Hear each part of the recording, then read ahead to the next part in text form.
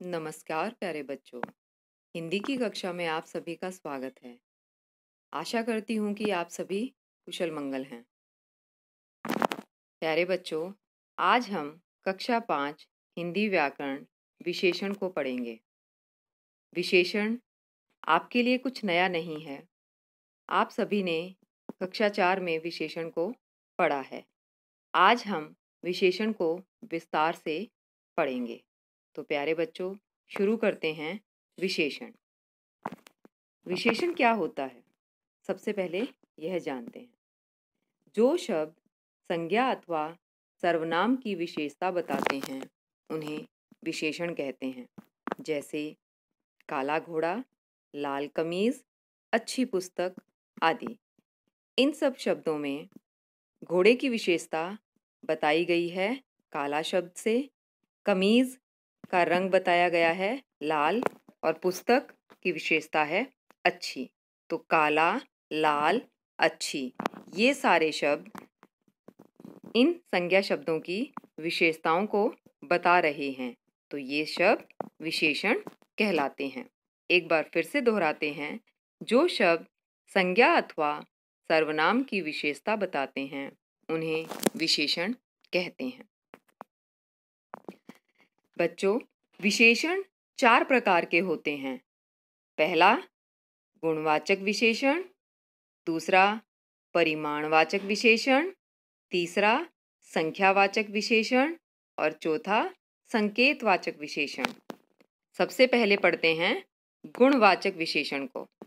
गुणवाचक विशेषण जैसा नाम से ही स्पष्ट है, जो गुण यानी गुण में हम इसमें अच्छाई, बुराई, रंग, आकार सभी को पढ़ते हैं।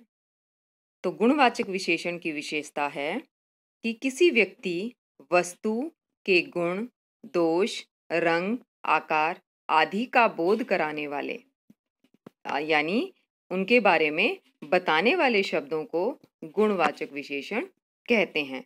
गुणवाचक में सिर्फ सकारात्मक गुणों को ही नहीं बल्कि दोष आदि को भी लिया जाता है।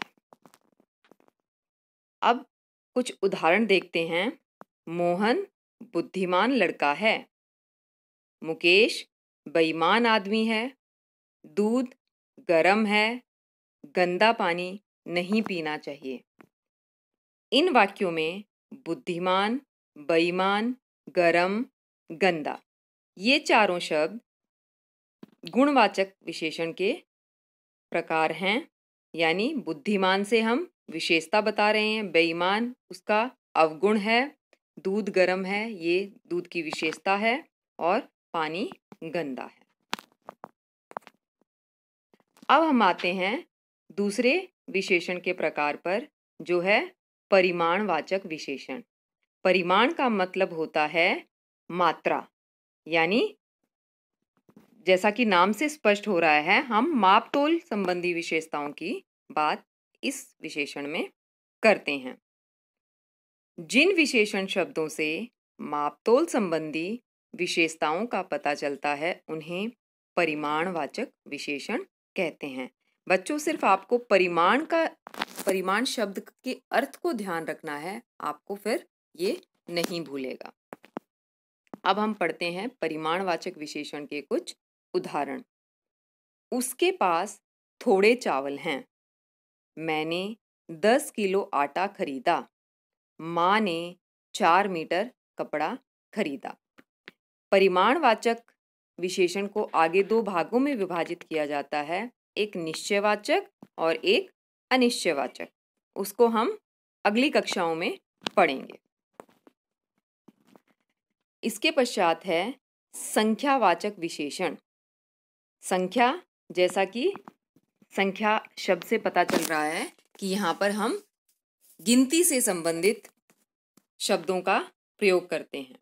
जिन विशेषण शब्दों से संख्या संबंधी विशेषता का पता चलता है उन्हें संख्यावाचक विशेषण कहते हैं। इसके उदाहरण भी कुछ इस प्रकार हैं। पहला है कक्षा में 40 विद्यार्थी हैं, यानी ये गिनती को बता रहा है कि मेरी कक्षा में 40 विद्यार्थी हैं। मेरे परिवार में 4 सदस्य हैं। यहाँ पर भी हम गिनती बता रहे हैं, संख्या बता रहे हैं। मेरे पास 10 पुस्तकें हैं। इस प्रकार हमने संख्यावाचक विशेषण के उदाहरण पढ़े। अंत में हम पढ़ते हैं सार्वनामिक विशेषण। इसको संकेतवाचक विशेषण भी कहा जाता है। जो शब्द सर्वनाम शब्द संज्ञा शब्दों से पहले आकर उनकी विशेषता को प्रकट करते हैं। यानी इस विशेषण में हम सर्वनाम शब्द संज्ञा की विशेषता को बताएंगे। उन्हें सार्वनामिक या संकेतवाचक विशेषण कहते हैं। अब उदाहरण से इसको अच्छी प्रकार से हम समझते हैं। देखिए उदाहरण, सार्वनामिक विशेषण के कुछ उदाहरण हैं। यह पुस्तक नहीं, वह पुस्तक दो। यानी पुस्तक संज्ञा शब्द है और उसके पहले यह आकर, यह जो शब्द हम प्रयोग कर रहे हैं, यह सार्वनामिक विशेषण का उदाहरण है। यह पुस्तक नहीं, वह पुस्तक दो। यानी मुझे ये किताब नहीं, मुझे दूसरी किताब चाहिए।